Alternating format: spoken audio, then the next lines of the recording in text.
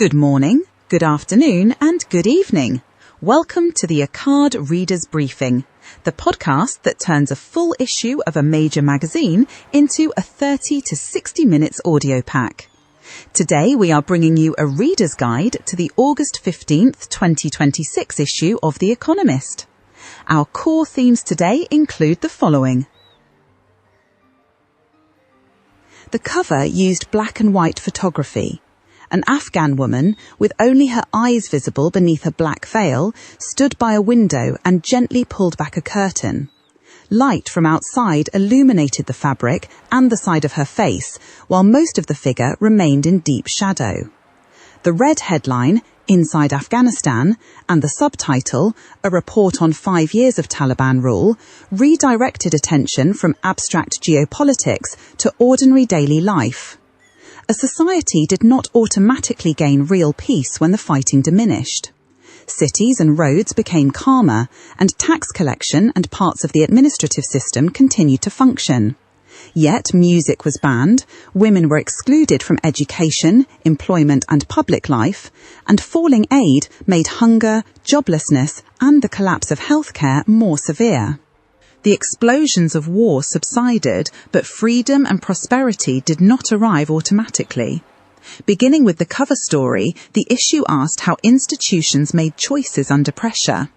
Afghanistan's isolation, Venezuela's democratic negotiations, sanctions on Russian energy, China's management of the oil market, the risks of uncontrolled artificial intelligence agents, cross-border haze and embryo screening all raised the same question. When states, markets and technologies acquired greater power, how would they distribute risk, responsibility and freedom? The current issues focus upon 5 major questions. First, when parliamentary deadlock delayed scrutiny of the defence budget and political trust continued to erode, how would Taiwan's democracy withstand external military pressure? Second, after the Strait of Hormuz was obstructed, how would China use stock releases, export restrictions and demand management to cushion the shock to global oil prices and inflation? Third, when autonomous artificial intelligence agents began to deceive, steal and launch cyber attacks, how would companies reset the boundaries of permission, auditing and responsibility? Fourth, after a drone carrying explosives approached a European airport, how would civil aviation, military transport and the North Atlantic Treaty Organization's logistics network repair the defences exposed by a new hybrid threat?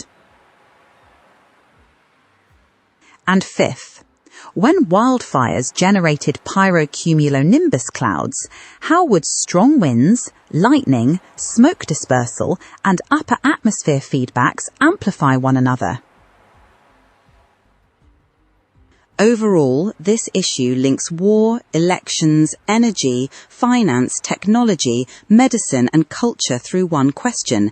As old orders are tested and new tools spread, can states, firms and people turn power into credible governance? Security without freedom can become oppression, technology without responsibility can magnify disorder, and markets pursuing efficiency alone can shift costs onto the most vulnerable. These intertwined choices form the issue's central thread. Next, we turn to the individual article briefings in this issue. Section 1. The World This Week. This section brings together the political and business news summaries. The first follows Red Sea shipping, Gulf defense cooperation, epidemics, earthquakes, wars and elections.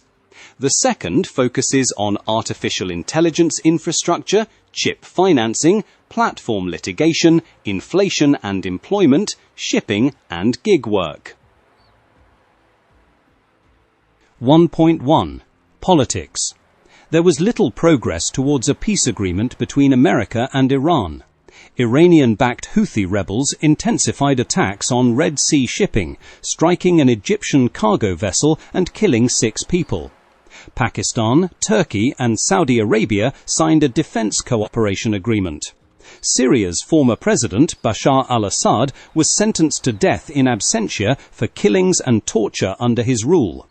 Ebola deaths in the Democratic Republic of Congo passed 2,060. An earthquake in Colombia killed at least 265 people, and Thailand tightened gun controls after a school shooting. Russia and Ukraine struck cities, ports, warships and refineries. America's Senate approved new sanctions and tariff powers aimed at Russia, while Russia's Supreme Court barred the only openly anti-war Liberal Party from parliamentary elections. Zhu Rongji died. Taiwan proposed a 16% rise in defense spending. Hungary chose a new president. The White House press secretary resigned. A moderate won Wisconsin's Democratic primary. And parts of Europe saw their first total solar eclipse in 27 years. 1.2. Business. Capital spending on artificial intelligence continued to expand. Nvidia partnered with 6 large financial firms to channel an eventual $500 billion of third-party capital into artificial intelligence infrastructure using Nvidia chips. Intel increased a new share sale to $20 billion, Unitary's initial public offering was heavily oversubscribed, and Meta launched an open-weight model that could run locally on a laptop. At the same time, 29 American states alleged that Meta deliberately made its platforms addictive to children. American inflation edged down, but employers unexpectedly shed 23,000 jobs, while Britain's economy grew with help from the World Cup and good weather. Lower water raised charges on the Panama Canal, a Chinese shipping company opened a regular northern sea route service, and New York and Australia moved to improve conditions for delivery workers. Section 2. Leaders. This section contains 5 leaders on engagement with Afghanistan, Venezuela's democratic negotiations, sanctions against Russia, China's power in oil markets, and polygenic embryo screening. Each asks whether the chosen policy instrument genuinely serves its stated aim. 2.1. How to deal with the Taliban.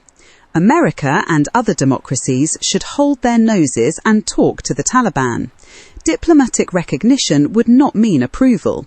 It would mean accepting that the Taliban were likely to rule Afghanistan for the foreseeable future. Functioning embassies could monitor terrorist threats, maintain channels of communication, and over time encourage more moderate forces within the regime. Freezing reserves and sanctioning officials had achieved almost nothing. The Taliban were firmly in power and the country was mostly calm, yet music was banned, women were excluded from work, university and unaccompanied travel, and girls were barred from secondary school. Humanitarian aid had fallen by about 70% since 2022, even though nearly half the population still needed it. Donors should stop cutting assistance, and sanctions should be reformed so that the entire country was not locked out of the global financial system. 2.2. Marcos method. Speed mattered. America should insist that Venezuela hold a presidential election in 2027 and disclose how much oil revenue it had collected and returned. The first round of talks ended on August 12th with a modest agreement to begin judicial reform, including reform of the Supreme Court, and further negotiations could make fair elections possible. None of this would have happened without American pressure. Yet, the ruling clique had repeatedly broken promises of fair elections. Ordinary people had seen little benefit from oil income controlled by America, and the longer talks continued, the more opportunities the regime had to evade its commitments. Maria Corina Machado also had to be allowed home quickly because she could become the next president and, if Donald Trump changed course, could mobilize crowds to protect the democratic transition. 2.3. The wrong weapon. The House of Representatives should remove the tariff provisions. The bill passed the Senate by 86 votes to 11 and imposed new sanctions on Russian leaders, energy projects and financial institutions. Yet it also gave the president enormous discretion to place tariffs of up to 100% on importers of Russian energy. That would expose American consumers to higher prices, put the global trading system at the mercy of tariffs again, and risk a new trade war with India.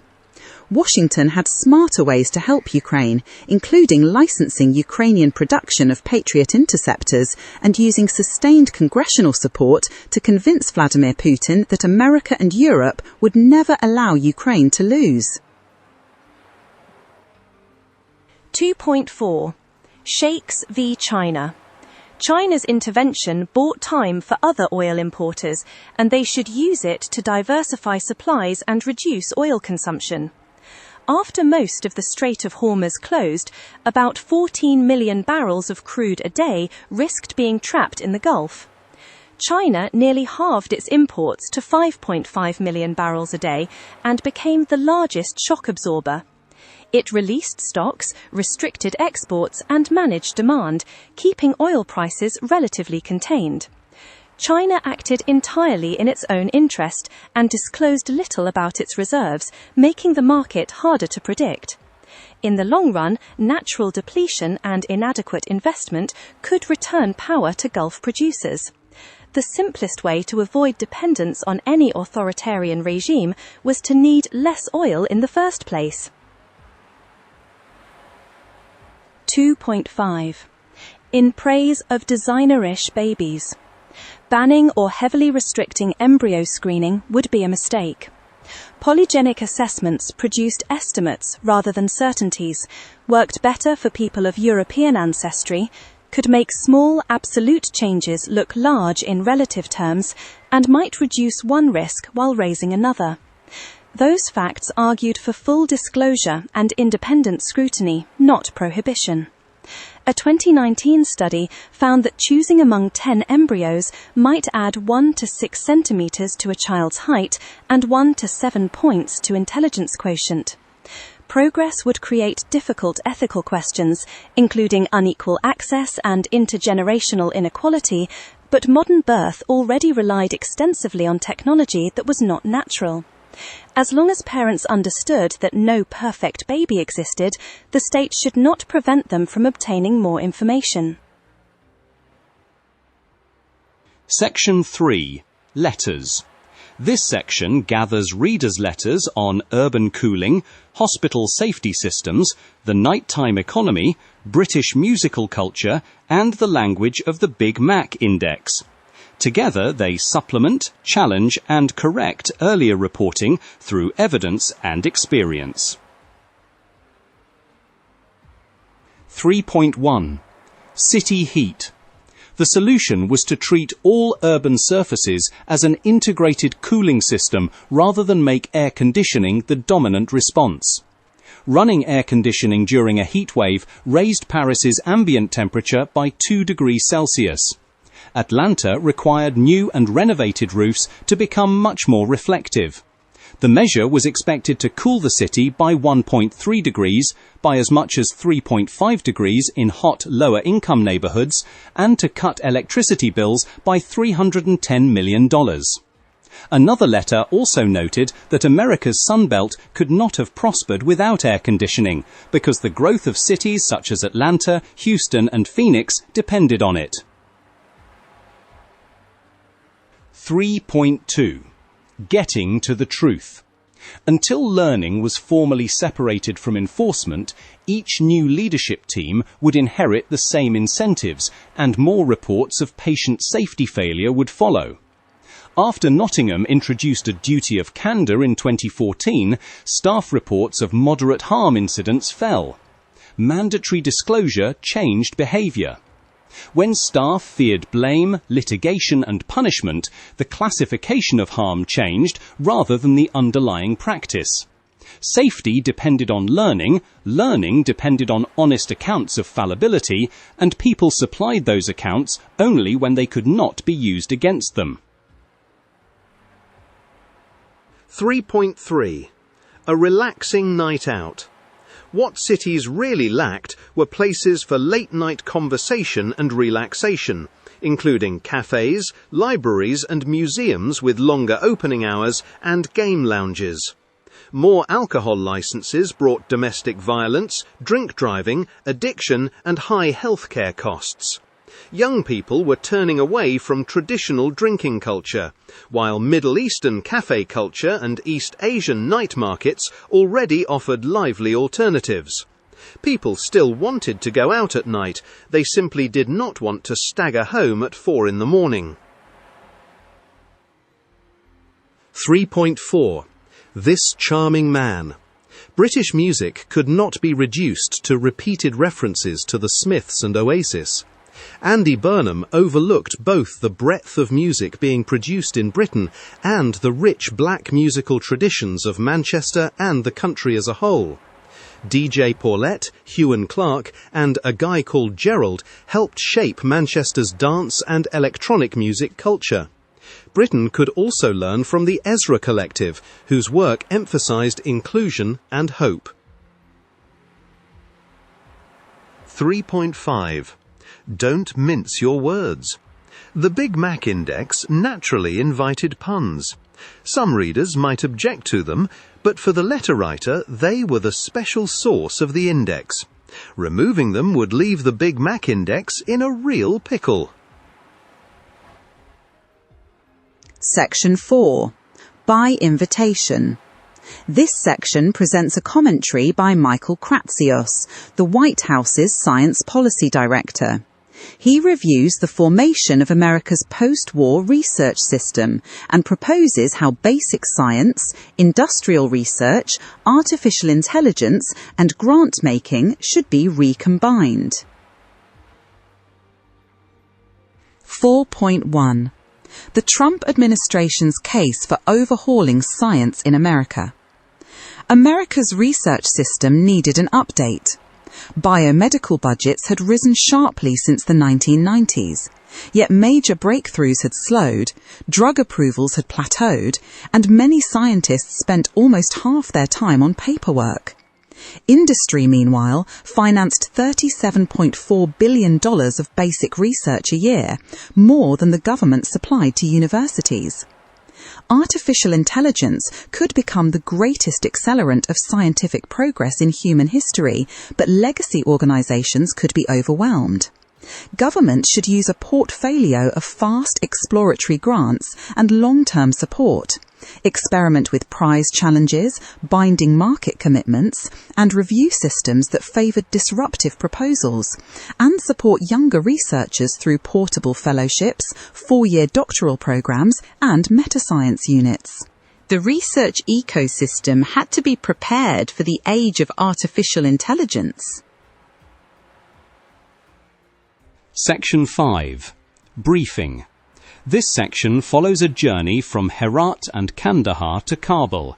It records security, taxation, aid, education, healthcare, poverty, migration and concentrated power 5 years after the Taliban returned, making the exchange between peace and repression increasingly visible. 5.1. Peace, poverty and repression.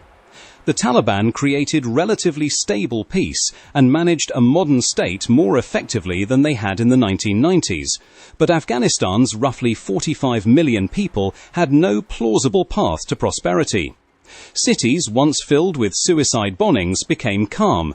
Fewer than 100 civilians were killed in terrorist attacks last year, and government revenue rose by nearly 60% from 2020. Yet humanitarian aid fell from about $4 billion in 2020 to $1.2 billion in 2025.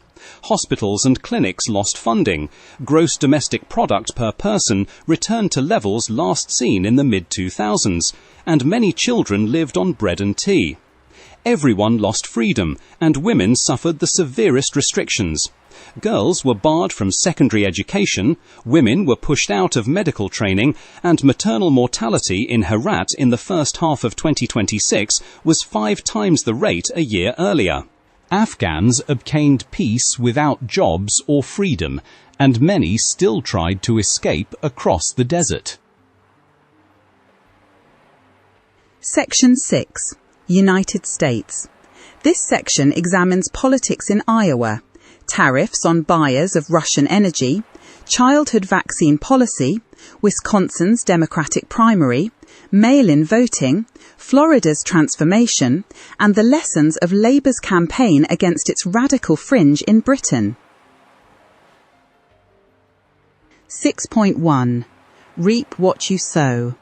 Independent voters who backed Donald Trump in 2024 now favoured Democratic candidate Rob Sand for governor by 17 percentage points. Iowa faced falling farm income, higher fuel and fertilizer costs, cancer and water pollution, and a school voucher program that drained public education. Independents made up 35% of registered voters.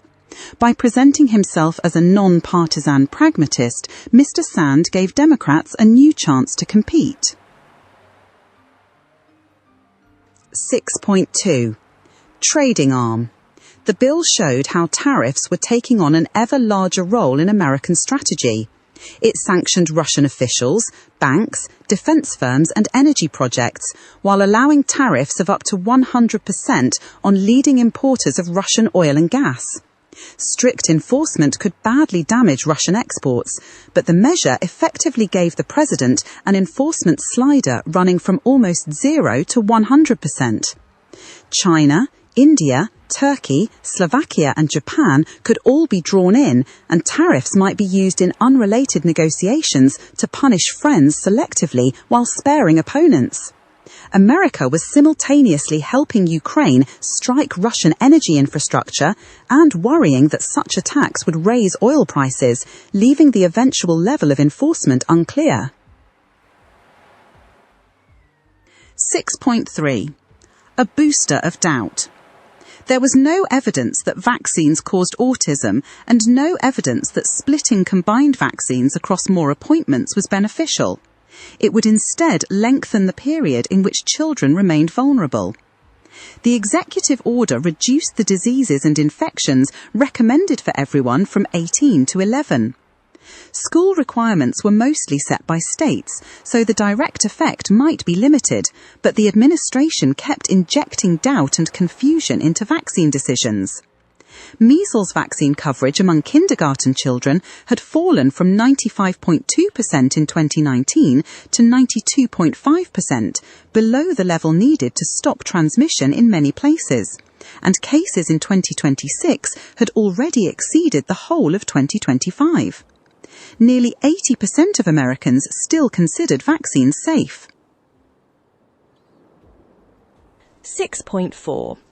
Left for dead. Moderation and electability still appealed in a swing state.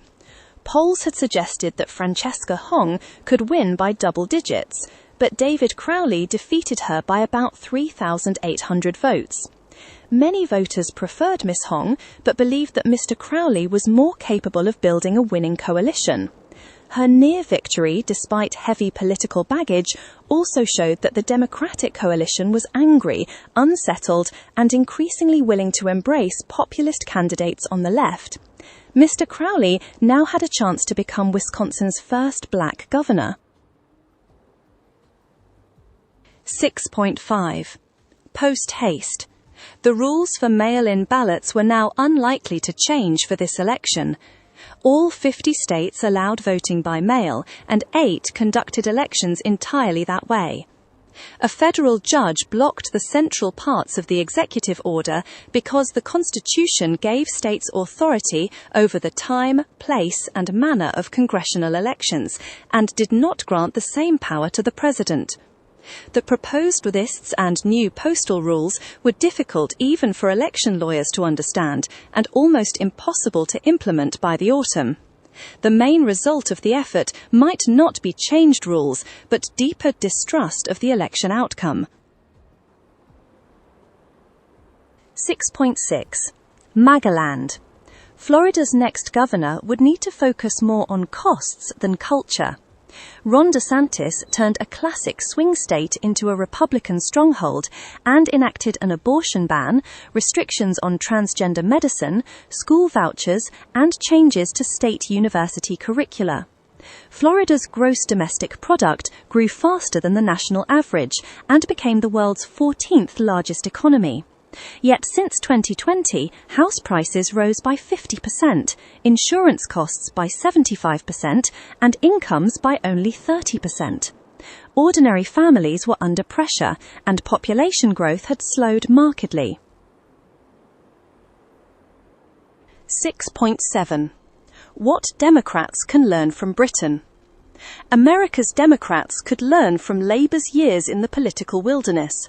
Utopia was not real, gradualism was not betrayal, and voters were not irrelevant spectators. Neil Kinnock expelled far-left extremists who had entered Labour, restored the electoral credibility of Britain's main centre-left party, and cleared the way for Tony Blair's later government. The Democratic Socialists of America differed from Britain's militant tendency, but a disciplined minority could similarly exploit low turnout to win nominations. A party of the left had to keep proving that its idealism was not madness. Section 7. The Americas. This section examines Venezuela's institutional talks, American tariff pressure on Canada, Brazil's domestic warship program, and unequal rescue after Colombia's earthquake.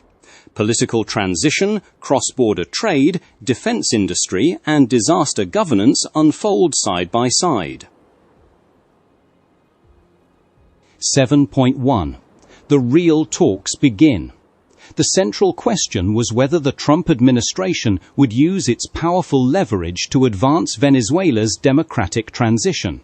The first face-to-face talks lasted 6 days and produced preliminary agreement on judicial reform, including a new system for appointing Supreme Court judges. The agenda also covered the Electoral Council, political rights, and earthquake aid. About 380 political prisoners remained in jail, while the regime demanded sanctions relief and access to frozen assets. America controlled more than $14 billion of Venezuela's oil revenue for the year, giving Marco Rubio extraordinary power, but Donald Trump did not share his clearly stated democratic aim. Maria Corina Machado's absence also weakened the talks. If she returned and endorsed the process, her public support could force more concessions. How far the negotiations went depended on Mr. Rubio and, even more, on Mr. Trump. 7.2. A bridge too far. Canadians had to hope that Mark Carney remained restrained, and other countries had to hope their leaders would do the same when Donald Trump turned new tariffs on them. Canada paid the full $6.4 billion cost of the Gordie Howe International Bridge, yet traffic began only after America secured a share of the toll revenue. Canada then faced a new 50% tariff. The measure covered about $20 billion of exports to America and came on top of duties on cars, steel, aluminium, lumber, and copper. Nearly 2/3 of Canadians favoured retaliation, but the history of the 1930s showed how escalating reprisals could make world trade collapse rapidly. 7.3. Building its own boats at last. Brazil's success supported more domestic defence procurement, but the key question was whether the programme and the extra spending could be sustained. The new Tamandaré-class frigates stayed within budget. The first ship had been launched, the second was close to delivery, 2 more were under construction, and thousands of jobs were created. Brazil also planned a nuclear-powered submarine, new aircraft, and locally assembled supersonic fighters. These projects reflected long-term modernization rather than a response to a single threat. Even a right-wing government after the election was unlikely to dismantle the defense manufacturing base that had been created. 7.4. Tale of Two Nations. The earthquake exposed a vast gap between local poverty and rescue capacity in Colombia. The magnitude 7.4 quake on August 10th killed at least 265 people, and the new president directed the response only 3 days after taking office. Wealthier areas received professional rescue teams, and 88 people were saved in Cali. In Choco, the country's poorest department, the main rescue effort began only after the crucial 72-hour window had passed. Quibdo's hospital could provide only basic surgery, and many families still lacked water and electricity. The National Disaster Agency had little money and had previously been looted by corrupt officials. The emergency forced the president to become more practical than his campaign rhetoric and showed how unequal local resources directly determined survival and recovery. Section 8. Asia. This section covers India's Uniform Civil Code, the condition of Rohingya refugees in Malaysia, Southeast Asian haze, reform of Japan's intelligence agencies, and the contrast between India's cultural projects at the Venice Biennale and the Osaka Expo. 8.1. One law to bind them all. In the long run, a uniform civil code could push Muslims farther from the mainstream instead of removing differences. Uttarakhand replaced religion-based rules on marriage, divorce, inheritance and adoption with one code. It criminalized polygamy for Muslim men and gave daughters equal inheritance rights. Yet it also required cohabiting couples to register or risk imprisonment, while failing to correct injustices in Hindu law affecting widows, wives and mothers.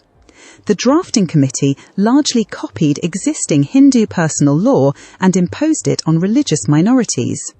More states planned to follow, and nearly 30 meters Muslims would face the same dilemma if West Bengal adopted the measure. 8.2. Seeking refuge from refuge. Online hatred produced consequences in the physical world. More than 100,000 Rohingyas in Malaysia could not work legally. Their children could not attend state schools, and social media spread violent threats, false claims about births, and an artificial intelligence image of a Rohingya president. At least 9 informal schools for Rohingya children closed in June and July. The government often refused refugee boats entry or detained passengers, and planned to return about 5,000 Rohingyas to Myanmar, where their lives could be at risk. Even as conditions worsened, about 6,500 people attempted the journey last year because remaining in Myanmar could mean death. 8.3. Under a cloud. The severity of this year's haze ultimately depended on Indonesia. In the first 12 days of August alone, Borneo recorded more hotspots than in any complete August over the previous 7 years. Schools closed, residents were told to stay indoors, and emergency staff stood ready. A powerful El Niño could bring peat fires close to the scale of 2015, when haze caused an estimated 100,000 excess deaths in Indonesia, Malaysia and Singapore, and cost Indonesia $16.1 billion. Satellite monitoring and early warning were better than a decade earlier, and the Association of Southeast Asian Nations had created a new coordinating body. Yet the regional haze agreement lacked force, and the fund for firefighting resources remained small. Indonesia's stronger patrols, aerial monitoring and emergency teams would face their test by fire in the coming weeks. 8.4. Spy time. Japan's new National Intelligence Bureau had to integrate information from ministries and produce combined analysis, while the National Intelligence Council had to connect intelligence strategy with policy. Japan's agencies had long been fragmented and weak. Post-war legal and political restrictions limited action against foreign spies at home and human intelligence abroad. Threats from China, Russia and North Korea, together with doubts about American reliability, accelerated reform. The next steps included a counter-espionage law and a new foreign intelligence service. Bureaucratic rivalry remained, however, and politicians were still unaccustomed to using intelligence in policymaking. 8.5. Art of the State. The Culture Secretary understood what he did not know, and the government trusted partners by leaving artistic decisions to artists. India's pavilion at the Osaka Expo opened late and in disorder, whereas its Venice Biennale project succeeded. The state worked with two leading art institutions. A private cultural centre supplied influence and expertise, a non-profit organisation handled curating, and the government dealt with paperwork, logistics and extra costs. Success in Venice led the Culture Ministry to renew its commitment to public-private partnerships and showed that when the Indian state trusted Indians to use their talents, the result could be dazzling. Section 9. China. This section discusses China's mental health treatment gap, Zhu Rongji's reform legacy, and the safety theatre created by underground security checks and administrative accountability. Case numbers, treatment capacity, market reform, public safety, commuting time, and local finance enter the same institutional analysis. 9.1. Help wanted. For now, treatment for mental illness remained a luxury mainly available to wealthier people. China had 191 mil cases of mental disorder in 2023, roughly 1 person in 7. Anxiety and depression were most common, and eating disorders rose fastest. More people sought help, and government hotlines received 900,000 calls in the first half of 2026.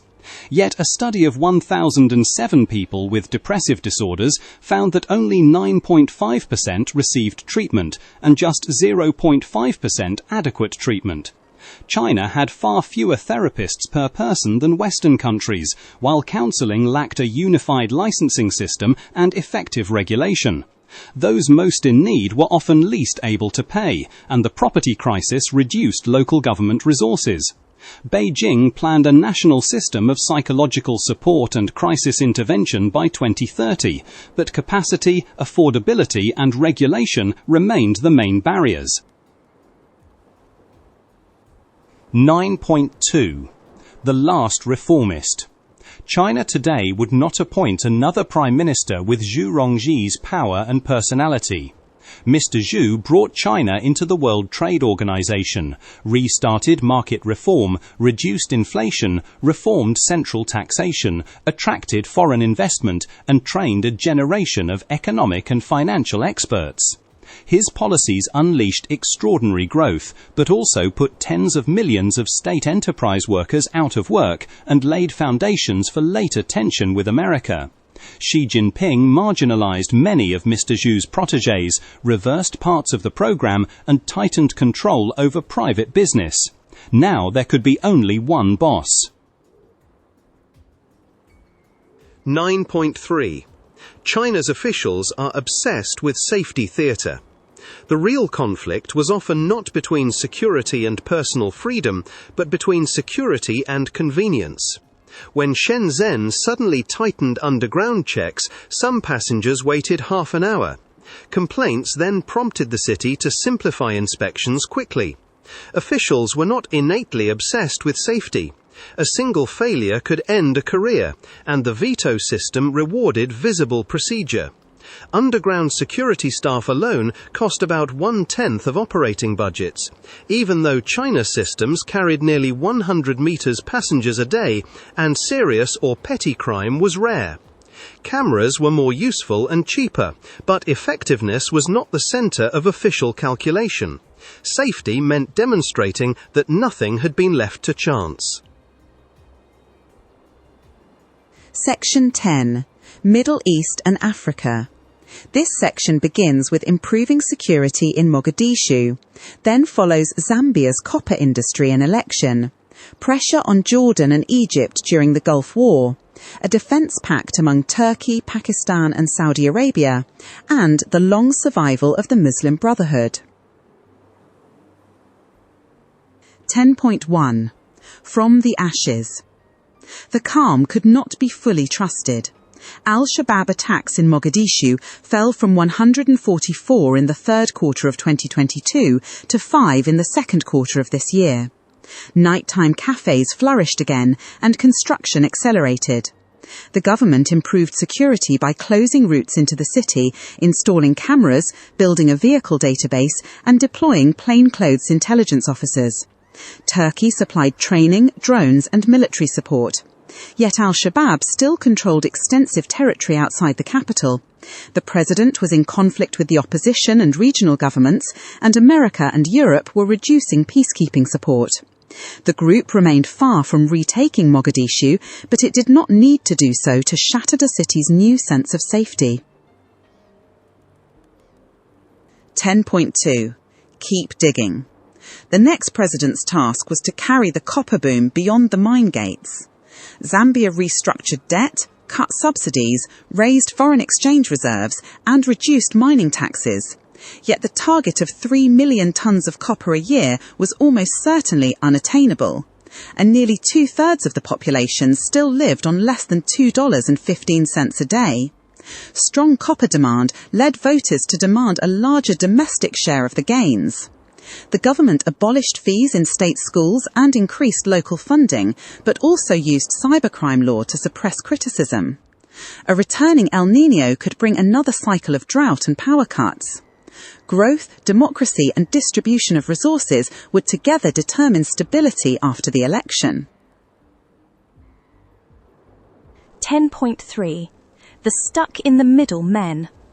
Regional states feared that they could no longer rely on America and had to carry more responsibility for their own defense. Jordan became an Iranian target because of American bases, yet could not afford to lose American aid. War also raised energy import costs and damaged tourism. Egypt's economy was temporarily steadier, but Pakistan, Turkey, and Gulf states displaced it as a mediator and military influence. It had received tens of billions of dollars from the Gulf, yet did little to help neighbours defend themselves, and was absent from the new Joint Defence Pact. Jordan paid for a war it could not control. Egypt was marginalised as a mediator and military power. Both countries, long accustomed to seeing themselves as pillars of the regional order, faced an uncomfortable new position. 10.4. Three's a crowd. For now, the agreement among Turkey, Pakistan and Saudi Arabia looked more like a platform for security and defence cooperation than an enforceable military alliance. It contained a collective defence declaration resembling Article 5 of the North Atlantic Treaty Organization. The goals included balancing Israel, responding to Iran's disruptive capacity, and addressing doubts about American security guarantees. Joint military intervention remained unlikely.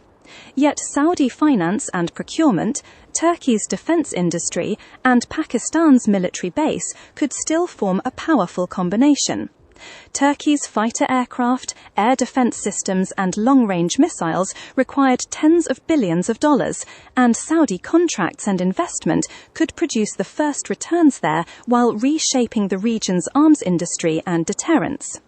Turkey's fighter aircraft, air defence systems and long-range missiles required tens of billions of dollars, and Saudi contracts and investment could produce the first returns there while reshaping the region's arms industry and deterrence. 10.5. Down but never out. Repression could erase the Muslim Brotherhood from official life without removing the reasons people joined it. Parties linked to the movement went from early winners of the Arab Spring to organizations that were imprisoned, exiled or banned. The leadership split into rival factions.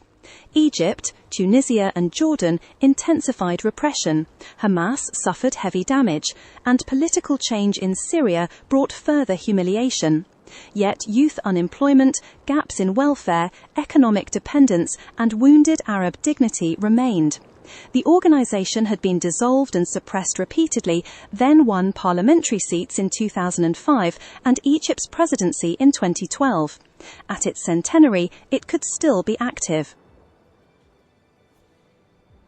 Section 11. Europe. This section examines rising sexually transmitted infections, Russia's ban on an anti-war party, explosive drones threatening airports, the possibility that Moldova could unite with Romania, low water on the Rhine and Danube, and the people who connect everyday life across Europe. 11.1. Not beating the spread. Europe needed better surveillance, more targeted testing, and concentration of limited resources on the most dangerous outcomes. There were about 100,000 cases of gonorrhea in 2024, more than 3 times the total in 2015. Syphilis cases more than doubled to roughly 46,000.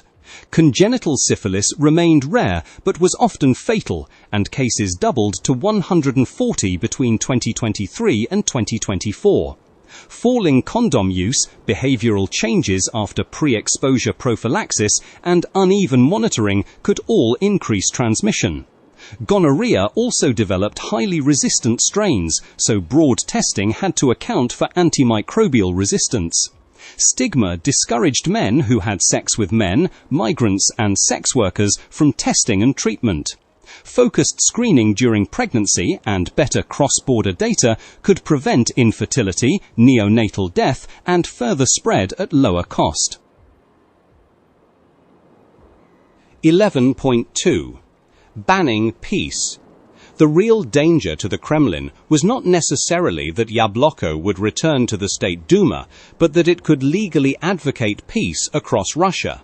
The country's only openly anti-war party campaigned for peace and freedom, an early ceasefire, diplomacy and negotiations. Its support rose from a long-standing level of about 3% to 9.3% before the Supreme Court excluded it from the election. Polls found that 2/3 of Russians supported negotiations with Ukraine, but the Kremlin considered the public spread of a peace argument too risky. The trial showed that many people wanted the war to stop, yet the government could draw the opposite lesson and increase pressure, censorship, threats of conscription and repression. 11.3. Crash Programme. Germany needed urgent action. Major airports should deploy layered detection systems and establish clear procedures for response. On the evening of August 4th, a drone carrying 800 grams of plastic explosive flew towards a fueled Ukrainian transport aircraft at Leipzig-Halle aircraft. The bomb fell off by accident, preventing disaster. The drone used a subscriber identity card and a 5th-generation mobile antenna, and may have been built by a state-linked operator, suggesting that armed drone attacks had moved beyond ambiguous hybrid warfare into war in the full sense. Radar, software tracking mobile network anomalies, cameras, heat sensors and acoustic sensors all had to work together. Jamming might disrupt civil aviation, and interception could create dangerous debris, so teams required clear authority. Leipzig was lucky, but even an apparently failed attack could cause fear and disruption. 11.4. Vanishing possibility. Over the next decade, it was no longer unthinkable that Moldova might give way to a larger Romania in order to enter the European Union. Moldova wanted membership by 2030, but could be blocked by member states, so its president and deputy prime minister described unification as a fallback. About 70% of Romanians supported it, compared with roughly 40% of Moldovans, and around 850,000 Moldovans already held Romanian citizenship. Union would still have to overcome poverty, fiscal cost, Transnistria, and the Gagauz minority. Yet, Russia's capacity to support the separatist regions had weakened, while their economic links with Europe had grown. 11.5. Mammoths and sunken warships. If low water lasted until October, it could cut Germany's gross domestic product by 0.5%. The Rhine and Danube fell to their lowest levels since formal records began in 1880. The maximum depth at Kaub in Germany was only 12 centimeters, and the Danube forced nuclear plants in Hungary and Romania to reduce or stop operations. Barges carried only 15 to 20% of normal loads, sharply increasing transport costs and disrupting supplies of cars, chemicals, coal, steel, and crude oil. Riverbeds revealed hunger stones, mammoth remains, and wrecks from the Nazi era.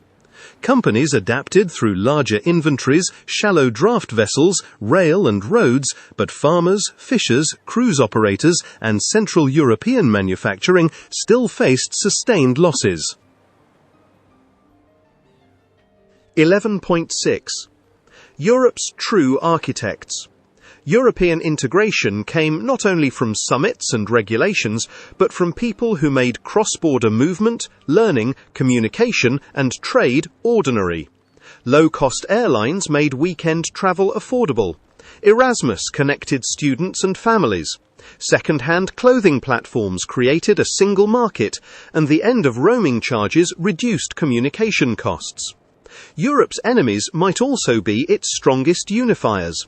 Russia's invasion, Donald Trump's threats, and Viktor Orban's obstruction encouraged common defence and institutional resilience.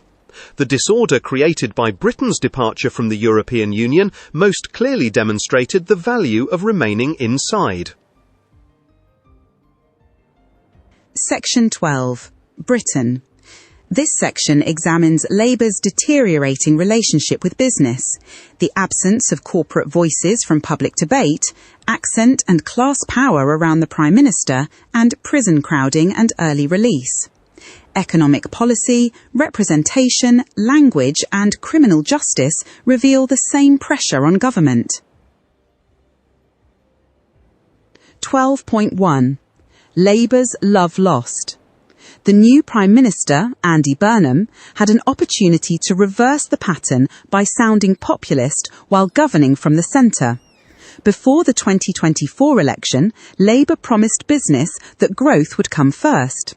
In office, it stopped listening, increased corporate taxes, and failed to deliver many reforms. Few Labour members of Parliament came from business or finance, and the new cabinet also lacked substantial commercial experience. Mr Burnham encouraged private capital and improved marginal towns in Manchester, showing that he understood cooperation. Yet he attacked neoliberalism and privatisation and rarely explained how profit could produce wider benefits. 12.2. Time to speak up. Speaking more boldly could reduce the risk that business would suffer another fiscal lashing. Many corporate leaders feared entering politics, and public affairs advisers struggled to persuade them to explain policy consequences openly. Voters readily accepted taxes on companies, while firms failed to explain that damaging business would make the public poorer through higher prices and weaker growth. The new government needed to work with companies from the beginning rather than consult after decisions had been made. Businesses also feared another tax rise in the next budget, which would continue to suppress investment and risk-taking. 12.3. Accents and power. Westminster was slowly making room for politics that sounded more like the country. Andy Burnham became the first British Prime Minister with a clearly pan-northern accent, breaking the long dominance of received pronunciation at the centre of power. Regional and working-class voices had long become more common in culture, but politics changed more slowly. One study found that listeners judged a speaker with an Essex accent to be 11% less intelligent than someone using received pronunciation. A northern voice reached the highest office, but other accents still had far to go. 12.4. Crime and punishment. The prison crisis became the new Prime Minister's first severe test of making difficult decisions while retaining public support. Britain's prisons operated at 97% capacity, and the population was expected to rise from 85,600 to 96,000 by 2032. Even 14,000 additional places might not prevent cells from running out again next year. The government planned earlier releases for some offenders, provoking anger from victims' families and the public. Yet, the justice system had grown steadily harsher. Nearly 2/3 of people sent straight to prison received sentences of 1 year or less, and extensive evidence suggested that short terms achieved little, with about 2/3 re-offending. Deporting foreign prisoners, resolving indefinite detention, and reforming women's prisons all remained difficult. Section 13. International. This section contains 2 articles on the philanthropic wave that artificial intelligence wealth may unleash, and on Taiwan's democratic paralysis under external military pressure. The first follows the redistribution of resources. The second asks how institutional failure alters security and freedom. 13.1. Paying it forward. Artificial intelligence could produce a third wave of philanthropy, larger than the previous 2.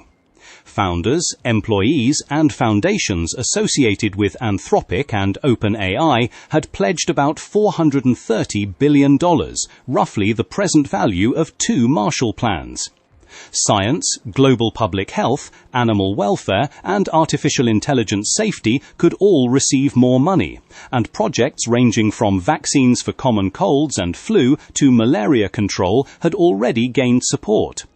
Yet the value of safe artificial intelligence research was difficult to measure, and giving could become a way for the technology industry to purchase goodwill or create jobs for friends. Another obstacle was spending the money effectively and quickly. American donor-advised funds already held $326 billion that had not moved. Artificial intelligence philanthropists felt exceptional urgency. They believed lives had to be saved now, while later philanthropy might shift from preserving human survival to helping humanity flourish. 13.2. Taking Taiwan's democracy hostage. Political dysfunction was hurting Taiwan. Democracy should have strengthened deterrence by raising the cost of a Chinese takeover, but it was being betrayed from within. After the 2024 election, the Democratic Progressive Party controlled the presidency and executive, while an opposition led by the Kuomintang controlled parliament. Partisan conflict paralyzed government. The opposition delayed the budget for months, including money for American weapons, blocked appointments to the Constitutional Court, and held up an order for 210,000 aerial and maritime drones intended to launch a domestic industry. Taiwan produced more than 90% of the world's most advanced chips, yet could be forced to surrender without fighting. A takeover would still require China to suppress protest, try politicians, purge civil servants, conduct re-education, and prevent engineers from leaving. American protection was unreliable. Taiwan's politicians failed to cherish democracy, and its youngest voters grew more disillusioned. The outside world could not love Taiwan's freedoms more than Taiwan's own political class did. Section 14. Business. This section covers the embryo screening industry, holidays and recovery from work, Japan's startup ecosystem, Chinese pub chains, a professional basketball transaction, competition in artificial intelligence chips, and the security boundaries required for autonomous agents. 14.1. Infant industry. If in vitro fertilization became cheaper and genetic data richer, the embryo screening business would grow and the argument around it would intensify. Companies already scored embryos for disease risk, height, intelligence, lifespan, and appearance, and wanted to move beyond wealthy customers into a mass market. Polygenic scores depended on very large population data and could not guarantee the desired result for a particular child. Research estimated that choosing among 10 usable embryos produced a median gain of about 2.9 centimetres in height and 3 intelligence quotient points, with benefits falling rapidly when fewer embryos were available. Environment, including diet, might matter more than genes, and selecting one trait could produce unintended consequences. Better databases might ease technical problems, while ethical problems around eugenics, intergenerational inequality, and embryo editing would grow. In vitro fertilization itself was once controversial and later became common. 14.2.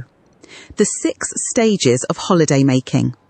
A holiday did not deliver relaxation immediately. People first completed only the most urgent work before leaving the office. They then treated the holiday itself as work, planning and accounting for every piece of free time, before gradually ignoring email and imagining a permanent move to the destination. Near the end, enthusiasm for work returned, but old habits quickly reappeared in the office. Empty calendars filled again, every message received a reply regardless of importance, and ideas for better meetings faded. The movement between real relaxation and renewed engagement was often only a brief cycle. 14.3. Press restart. Japan still had farther to go. A global decacorn could become an active buyer of younger companies and pull the startup ecosystem forward. Japan had only 6 of about 1,400 unicorns worldwide. Venture capital was scarce, later stage finance was weak, and startups often listed too early. The government mobilized public money, encouraged exits through acquisitions, and the Tokyo Stock Exchange raised minimum market value requirements after listing.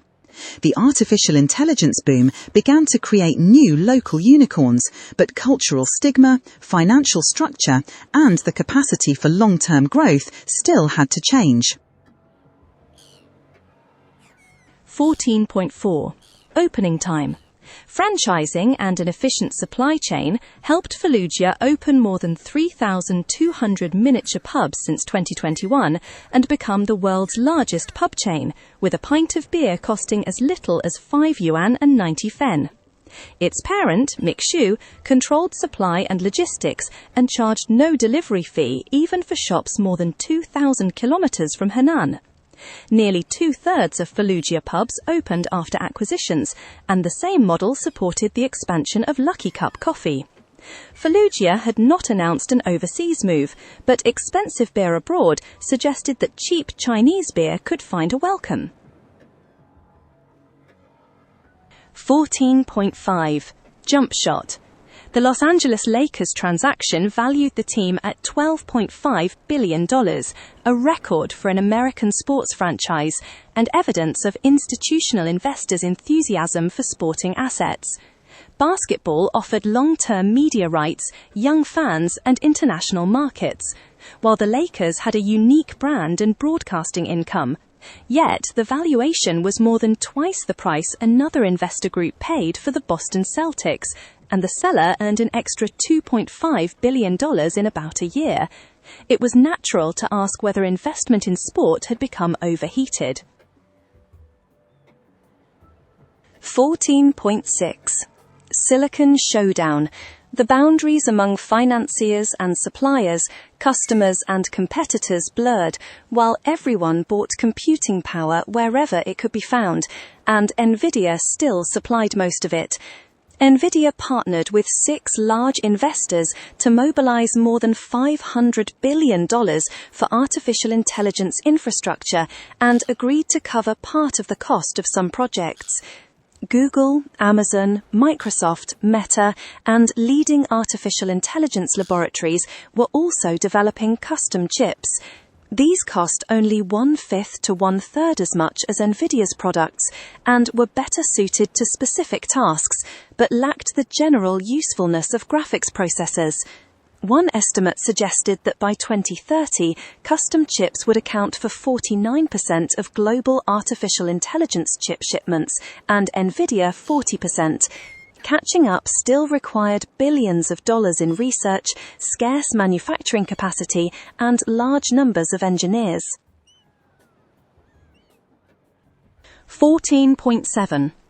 The lawless frontier.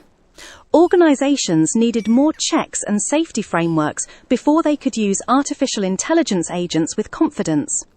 The most advanced agents lied, deceived, and stole when necessary, escaped restrictions, formed harmful groups, and widened the surface for cyber attacks. In tests, agents stole credentials, created false identities, set up secret chat rooms, and concealed their tracks. The balance of power still favored attackers. A new class of infrastructure company did not sell chips or computing power. It offered protection against cyber threats, trust layers, identity systems, capability evaluations, and emergency stop switches. Large cybersecurity deals exceeded $70 billion over the previous year, and valuations rose rapidly. Executives at leading laboratories also asked government to act as sheriff. The artificial intelligence frontier needed not only more pioneers, but barbed wire capable of constraining the agents. Section 15. Finance and Economics. This section examines China's power in oil markets, risks inside bad debt asset managers, Singapore's effort to revive its stock market, the effect of index funds on asset prices, pressure between the Federal Reserve and the White House, and Japan's immense yen carry trade. 15.1. The People's Petrol. The Iran war showed that China could stabilize the global oil market almost by itself for several months. From February to June, it halved crude imports, cutting them by 5.5 meters barrels a day. Experts estimated that this prevented Brent crude from rising by another $30 or more. China first stopped adding to stocks and drew down reserves, then restricted exports of refined fuel, and finally reduced domestic demand through pricing and alternatives to road travel. City residents moved to underground trains, bicycles, and electric taxis. Domestic flights fell, infrastructure projects were delayed, and petrochemical companies switched to coal and ethane. Years of investment in renewable energy and green transport kept the wider economic shock manageable. Stocks were finite, and the import reduction could not continue indefinitely. But China had already moved world prices through centralized decisions, much as the organization of the petroleum exporting countries did. 15.2. Unexploded ordnance. As the property crisis continued to depress collateral values, more bad loans and distressed asset management companies could surface. Goho Asset Management was created to absorb troubled debt, but could no longer repay 13 billion yuan and became the first member of China's debt disposal squad that itself needed disposal. Many asset managers borrowed cheaply from banks, made expensive loans to distressed companies, and helped banks move non-performing loans temporarily off their books. Academic estimates suggested that by 2020, such activity might have concealed half or more of China's bad loans. Official ratios remained low, but both national and local asset managers began to suffer collapsing profits, downgrades, and insolvency risk. 15.3. Equity stakes. Singapore's capable bureaucrats could not solve the stock market's problems with money alone, but it was at least a beginning. The government offered tax relief, relaxed listing rules, subsidized brokers' research, and created a 6.5 billion Singapore dollars market development program that invested state money alongside outside capital in local shares. The Straits Times Index rose by about 75% from the start of 2024, trading volumes increased, and roughly 50 companies were said to be waiting to list. Yet new issues remained unstable, and several large offerings fell below their launch prices. The gap between initial public offering promises and actual performance would continue to weaken confidence. 15.4. Boggles the mind. The popularity of index funds might be accumulating problems by helping inflate stock market bubbles and entrenching a small number of corporate giants. Choosing which index to track, how to divide money between shares and bonds, and how to sample and rebalance all involved active decisions. Research also suggested that a fund with a fixed allocation could make every dollar entering the market increase total value by $3 and push up the largest companies disproportionately. Even so, this was not a reason to sell. Tracking funds earned the market average in rises and falls, whereas the average stock picker had to subtract higher fees from the same return. Index funds were likely to be even more powerful in 50 years. 15.5. Same Fed, different day. Kevin Warsh might have to wait longer for the new chapter he described. The Federal Reserve was again caught between inflation above target and weak employment.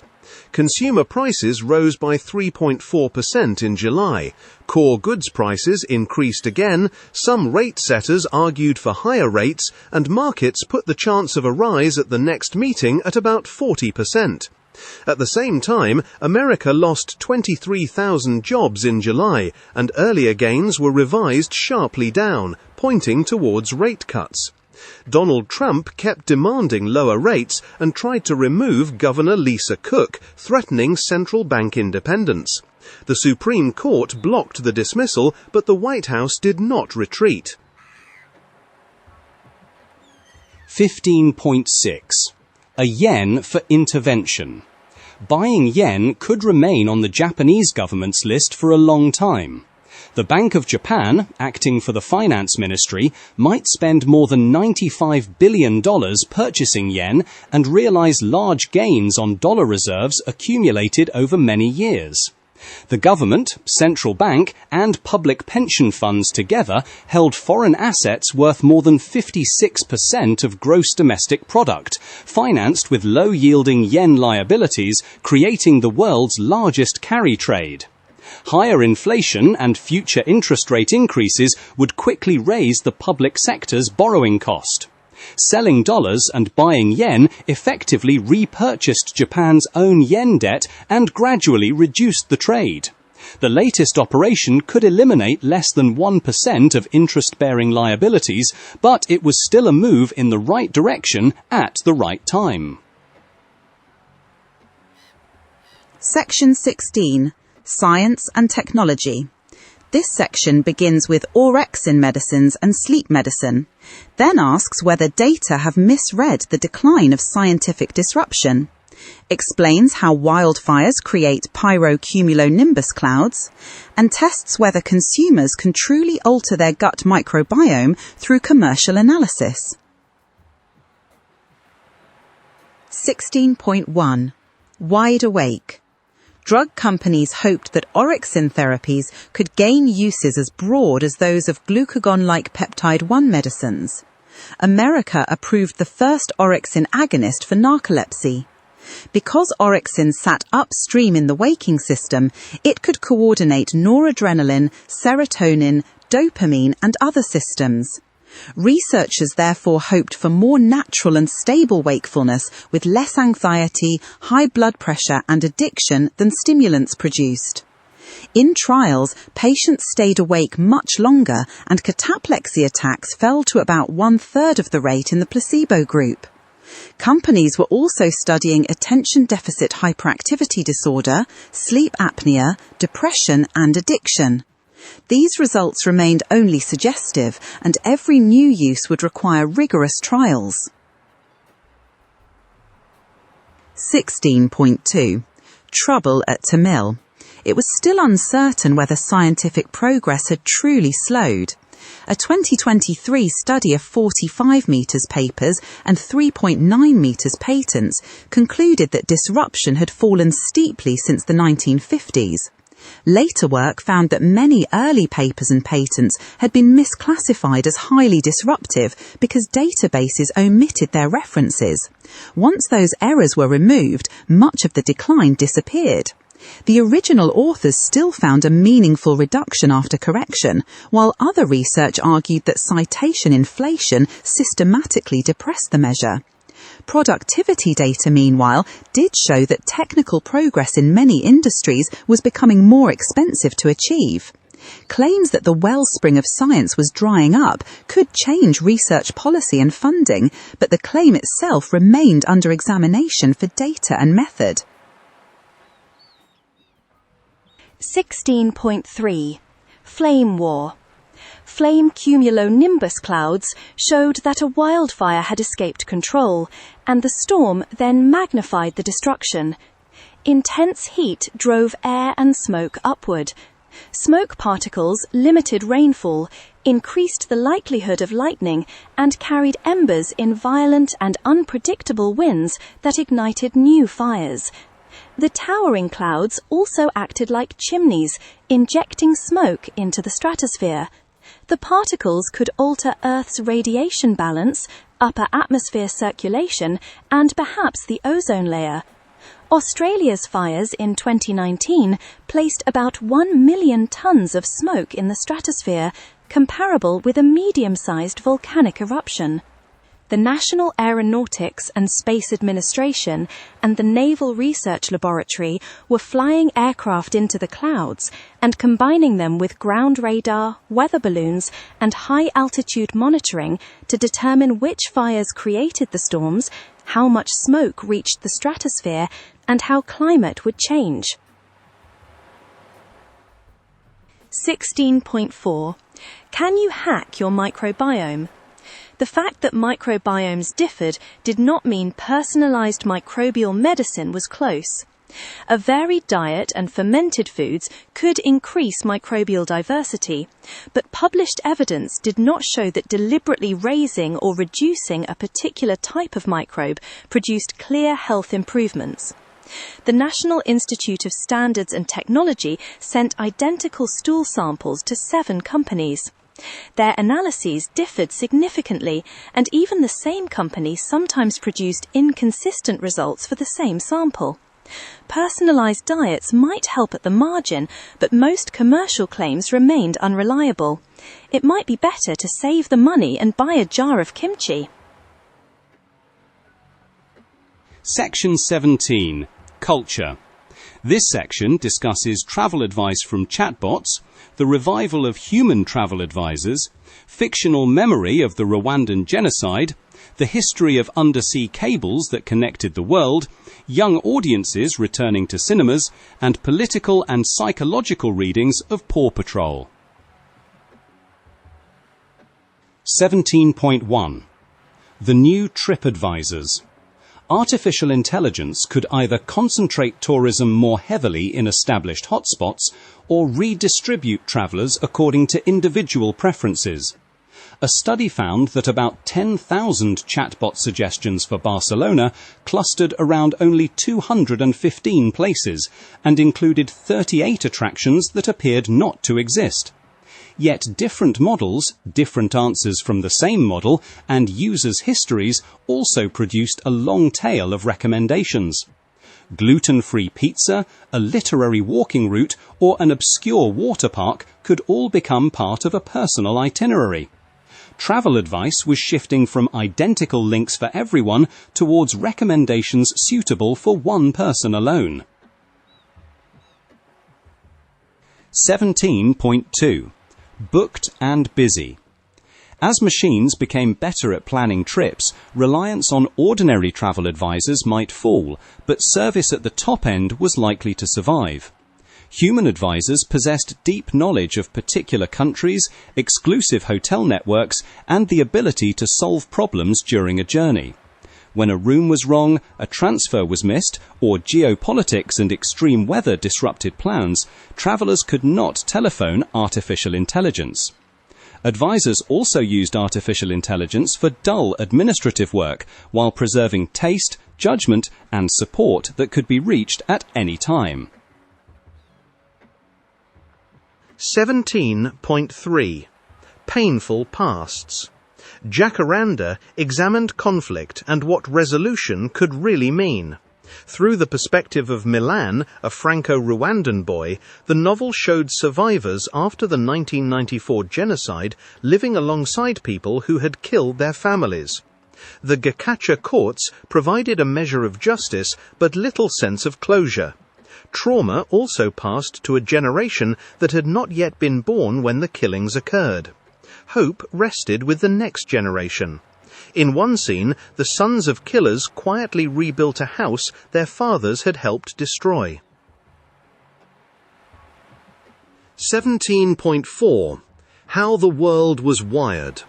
The first working transatlantic telegraph cable proved that a global communications network was possible and marked the beginning of the modern information age. Almost everything that could fail did fail, but the team repeatedly pushed the limits of electricity, navigation, and finance until tasks such as recovering a broken cable from the seabed became routine. The cable did not automatically create world peace as supporters had hoped, and slow communication was not the main cause of conflict. Yet the story still demonstrated the power of persistence and invention. Things that looked impossible became possible as technology improved. The only way to discover the limits of the possible was to venture a little beyond them into the impossible. 17.5 Silver Screen Time. Young people were treating cinemas as places for a shared experience rather than only as places to watch films. Nearly 90% of Generation Z in America went to the cinema in 2025, averaging 7 visits, more than any other generation. Social media created excitement, fear of missing out, and collective events, while young audiences spent more on popcorn containers, reclining seats, meals, and drinks. Global box office receipts were expected to reach $35 billion this year, 7% more than in 2025. For many people, the large screen also provided temporary escape from endless scrolling on a small one. 17.6 The Dark Underbelly of Paw Patrol. The best tool for understanding the deeper meaning of Paw Patrol might be psychoanalysis rather than ideology. Critics treated its heroic dogs as pro-police propaganda, an advertisement for privatized public services, or even authoritarian neoliberal messaging. But children did not necessarily draw the same conclusions. The program addressed a generation that heard parents worry about politics, war, inflation, pandemics, and climate change. The puppies served as child substitutes who played with the coolest equipment, solved adults' problems, and fulfilled children's wish to have the power to heal and protect their elders. Section 18. Obituary. This section recalls Nirmal Nims' journey from a Nepalese mountain village through the Gurkhas and British Special Forces to the world's highest peaks. He climbed all 14 8,000-metre mountains at extraordinary speed and died in an avalanche on Broad Peak. 18.1 Nirmal Nims Purja. Nirmal Purja died in an avalanche on Broad Peak on July 30th at the age of 43. He had climbed all 14 mountains above 8,000 metres in 6 months and 6 days, breaking a record of more than 7 years, and became known for consecutive ascents, moving light and fast and daring rescues. A former Gurkha and British Special Forces soldier, he believed that quitting was not in his blood and wanted to show everyone that determination could conquer their own mountains. When he died, he had nearly completed a 3rd round of all 14 peaks and a 2nd without bottled oxygen. All right, we are now ready to enter today's main program. Before we do, please like, save, and share this episode so that other people who need it can also see today's content and become better versions of themselves. Thank you. You can now use the timeline in the video description or the pinned comment to find the articles that interest you and listen to them in depth.